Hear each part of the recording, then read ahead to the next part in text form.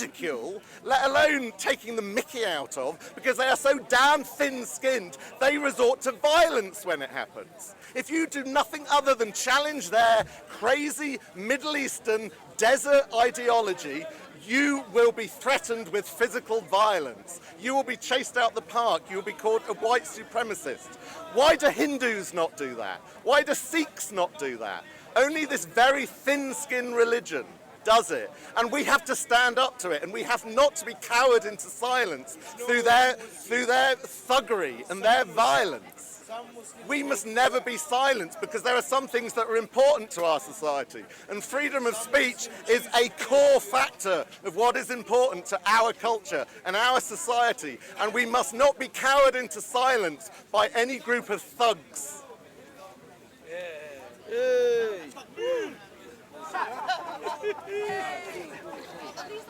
Part 2. Is that all? Is that all? Coming in which channel? Are you ready? His channel is called Content Over Everything on COE on YouTube. What do you think about Speaker's Corner? I think Speaker Corner is a great place for people to talk, and it's a bastion of free speech. But I think I agree with Steve, even though he's had a diatribe right now, that we should try to protect it the best we can. But I condemn the way some people are being treated here, especially some of the transgender people. And I don't like the homophobia here in Speaker's Corner as well. I think everybody should be treated equally and respected. Yeah. So there's nothing wrong with that. I want to talk about Steve. I don't like I think he's a bit hypocritical. Is that for the Playboy channel? Unless it's for Playboy, I'm not doing an interview.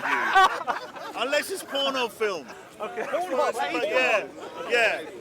Islamic hardcore. Hold on. Islamic hardcore. You're becoming serious, man.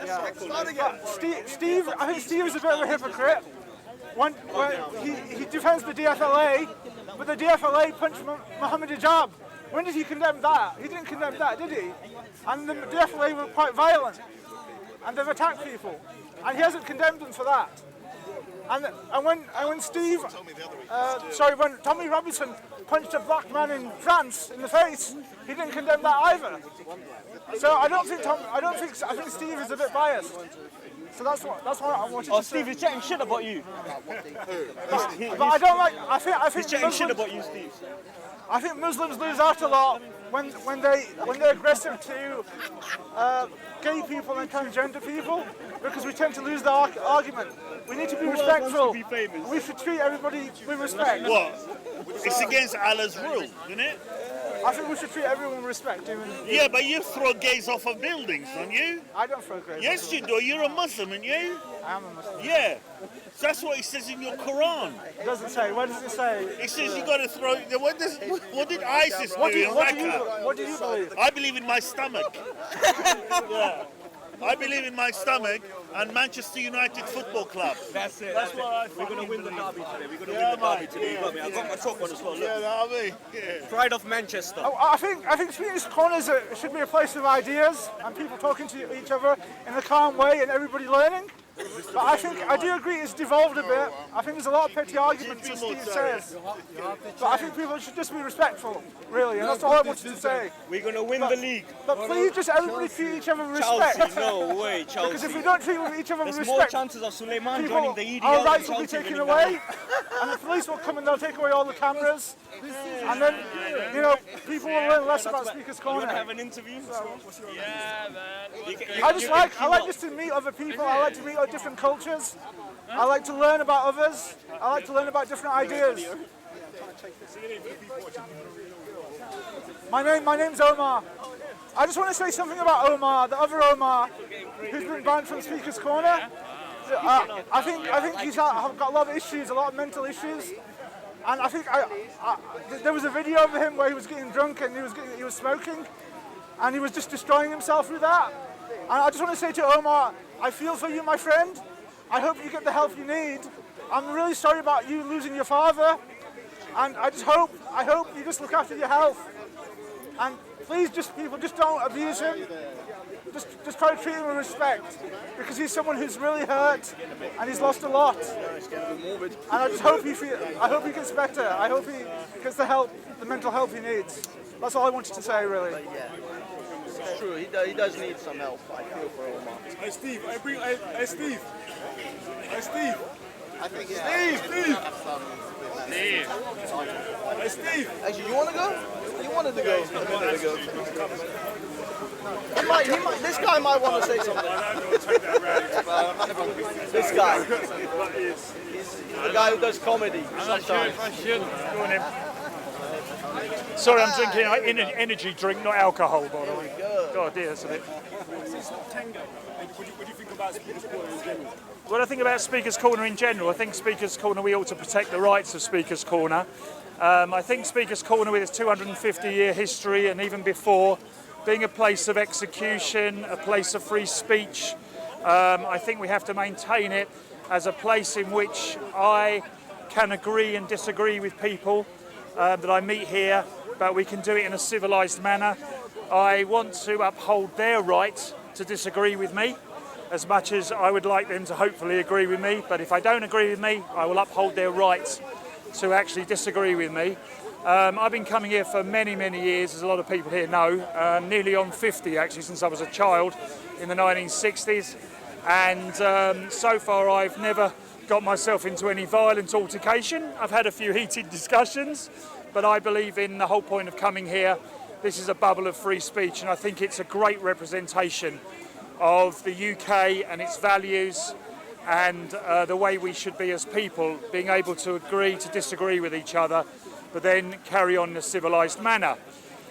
Going on from what I think you've seen what Steve was saying before, we have had issues recently from religious groups, not necessarily just always from the Muslims, which everyone believe, who in fact I get on very well with here at Speaker's Corner, but also from other religious groups as well, and other non-believers groups as well. Everything from flat earthers to all sorts of people are here who have disagreed with us. And from time to time, I believe certain aspects of intimidation have taken place, which isn't the first time it's ever happened here in the history of this place, I can assure you. However, I think the time is right to look at Speaker's Corner from outside looking in and see if there are ways we can make sure that it goes on into the next 1,000 years or whatever in the way it should be, which is a bastion of free speech for all. But I totally respect Speaker's Corner being a place where people can have their say. I don't care what creed they are, I don't care what religion, what colour of skin, what ideology you come from. It's a very great place to debate with each other, and also you learn things along the way. But we must cut out the intimidation, and there are plans afoot at this very moment to ensure that we maintain Speaker's Corner as the way it was first designed to be. I was explaining to a lady over there who's off camera at the moment the history of this place, and we must remember that the freedom of speech came from something really very powerful. And it came from the moments where someone was going to be executed, for example, the Catholic martyrs, or someone being executed on the Tyburn tree, which is over there. And at that point, they were asked by the executioner, have you anything to say before you die? And that is a very, very powerful moment in which you can have your right of say and right of free speech. So I want to uphold that. I think I'm very proud to be a British citizen, as I'm sure a lot of people here are too. And this is one, for me, of the proudest places to be on earth, I think, in that we can come here on a Sunday and agree to disagree and walk away and stay friends. My main reasons for coming here, I think my father started introducing me to this place in the 1960s when I was 8 years old. So I didn't come on my own in those days for obvious reasons. And I just found it a fascinating place that I could come and hear people speak, and then I could react, heckle, disagree or whatever, without the shackles that I might have in other parts of the UK where I might feel I'm going to have to be a little bit restrictive what I say. The fact I've got the right to insult here, the fact I've got the right to that, doesn't mean I'm necessarily going to go out of my way to do that, but what it does do is it allows me a slightly freer way to debate and argue if I've got that freedom to be able to say something that might offend somebody on a verbal basis. But why do I come here? It's educational. It's in my British DNA. My family, I have a history in my family, won't bore you now, but I have a history in my family of suffragettes in my family. My great-grandmother was a suffragette in the 1920s. I come from a family that's very interested in politics. I'm a very well-travelled guy, which is helpful. And I love talking to people from all over the world and different creeds and ideologies. We don't always agree, and I think I come here, and I'd be a liar to say this hasn't also, from time to time, given me an education. The future of Speaker's Corner, as I said, is currently under discussion with the authorities and also between us as a group, and we are looking to preserve Speaker's Corner on into the future to maintain the right of free speech for everybody of any creed, ideology or whatever. And I see that we're going to carry on as we are. They've had worse days here, they've had baton charges here, they've had the fascists, they've had the black shirts, the suffragettes. I remember in my childhood the CND, Bruce Kent. I remember Lord Soper, the famous Lord Soper here, the great ministers. We've had lords and ladies of Britain. We will continue Speaker's Corner as being part of the British DNA. All right? Thank you.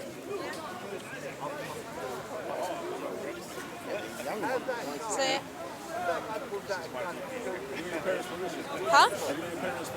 Yeah, probably. Okay, what am I talking about? What do you think about Speaker's Corner? I think it's an important place. I think the rest of Britain should be a bit more like it. It's nice that you can have like a physical representation of freedom of speech. I think it's nice that we have a physical place where it shows that freedom of speech is important, even if we might not have it in the rest of the UK quite to the same degree. We have things like people being arrested for things they put online, and it's becoming, I think it's a bit more censored, and there's so many places and social situations where you just wouldn't be able to say what you want. It's nice to be able to hear anything, even from people you might consider crazy, and people don't think of Speaker's Corner as being very important because they think everyone here is mad, and that might be some people are, but it's really important that they should say what they want. I like to listen to everyone. Sometimes I speak, and it's a fun place to hear and say things you wouldn't say anywhere else. How did you first find out about Speaker's Corner? I think I saw it in a Bill Maher documentary. He was talking. He was dressed up as a Scientologist, and he was actually saying things from like the Quran and the Bible, and having people laugh at him, thinking he was a Scientologist when it was from all sorts of other religions that people are more likely to respect. So I quite like that. I like to speak about UK politics, different ideologies, capitalism and socialism, social democracy, free speech, the idea of freedom, I guess. Yeah. I don't know if it will always stay quite like this. I think it might. I do worry that the police might start legislating it more with hate speech laws and things, but I think it will stay around because we've had more hate speech laws which view things more as if, and less like we've got freedom of speech, and more like what is acceptable and unacceptable. I don't think what's legal and illegal should be necessarily aligned with what's acceptable and unacceptable, and I think it could go down that route where we don't have as much. It is limited, but I hope not. Yeah. Thank you. Louis Wilson Goldberg.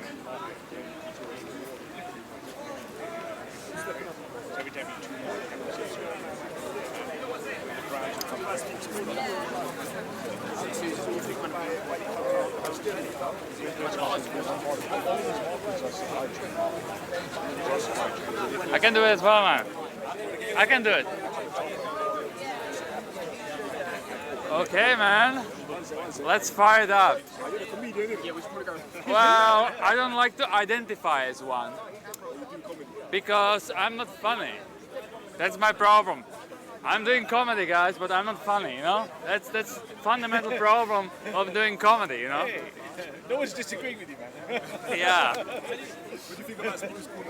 Man, I love Speaker's Corner. Like, I realized that I love Speaker's Corner more than my girlfriend.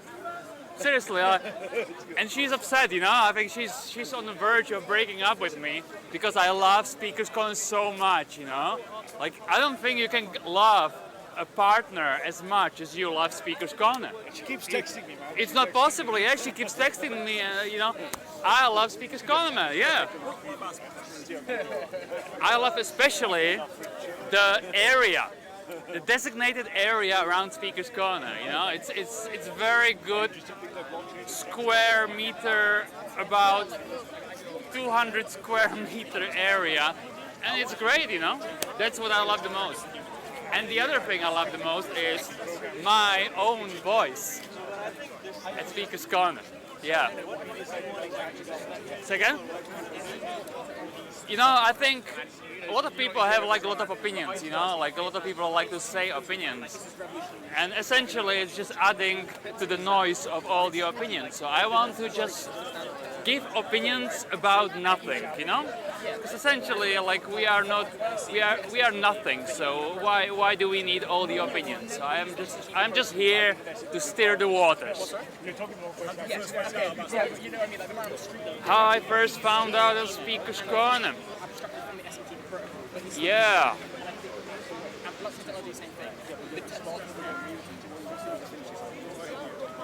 You need to cut this silence, you know? You need to cut it because this is not good for cameras. What did you ask before? Why I come here? I come here to talk about some very hard-hitting political stuff, you know? You know? For example, I read this article. Well, I read headline of an article. It said deregulation. I was like, I'm on board, you know? I mean, I don't know what deregulation means. You know, I don't care. I just love, I'm a strong believer in deregulation. Yeah, I'm Vash. V-A-S-H. Hey, you're not funny, man. I know, exactly. That's my problem. That's why I don't do comedy. Where are you from? I'm Czech. Czech. Yeah, I tried to work at the accent, but they're like, Slavic Czech or Norwegian? I couldn't tell. Yeah, it's one of those. I'm the north of Czech Republic. You know, so the Czech makes the only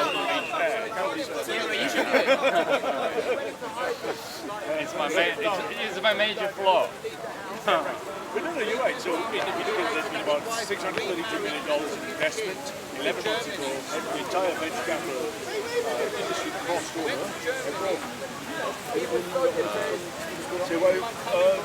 General questions. Say your name for people who don't know. My name's Ralph. Yep. What do you think about Speaker's Corner? It's a great place for me to come and annoy people and be annoyed by other people. What would be the purpose of Speaker's Corner? To disagree so that we don't use violence. What do you think about its current state? I think there are problems because certain people are probably getting a little overzealous, but I think that's a good thing. I think it should be allowed to play itself out. Yeah. So do you think the future of Speaker's Corner will be? The future's corner is never going anywhere. It's going to be here forever. Yeah. I come here because I want to spread the message that England is falling and England needs a national resurgence to protect the nation. And it's my moral duty on this day today, which is Remembrance Day for 100 years of the dead, to ensure that England remains England forever. How's that going when you have conversations with I'm converting one chimp at a time. So you're going to make America great? I'm going to make America great again, but that's only because it's part of England. Yeah, God bless the Majesty the Queen. Yeah,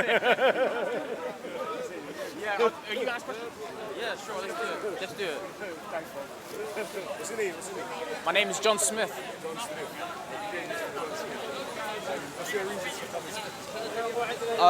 I think that through talking, there's a kind of truth which can't be found on your own. We have to talk to each other to kind of get to that truth, you know? Yeah, well, just find some kind of like middle ground between people, you know? And how did you first find out? I just scrolled through one day and I thought it was like a riot or something. I saw the police and then I saw people shouting at each other and I thought, yeah, I want to get involved in that. So. What do you think about its current state? It's devolving. It's getting a lot worse, I think. It's getting progressively worse. How long have you been doing it? 6 months on and off, but for the past 3 months every week. So yeah. In what sense? Everyone's just getting more hard and fast in their views. No one wants to get to any truth. No one wants to get anywhere. Everyone I don't think there's any. No one's prepared to meet in the middle. You know, it's definitely people. It's like our camp and your camp, and then the more that happens, the more people want to get into each other's camps, right? So the Muslims want to stay in their camp, and then the right-wing people want to stay in their camp, and the leftists in theirs. So I think it's as a result of our government's free speech limitations. Yeah, we don't have free speech in the UK, and because our government is now legislating against free speech, we're seeing it play out in society now where we can't talk to each other. Everything is hate speech, hate speech. Oh, that's hate speech. You can't say this, you can't say that. It's bad. Whoa. Is there any past one? Anything I want to say in Race Speaker's Corner? No. It will come up in a debate.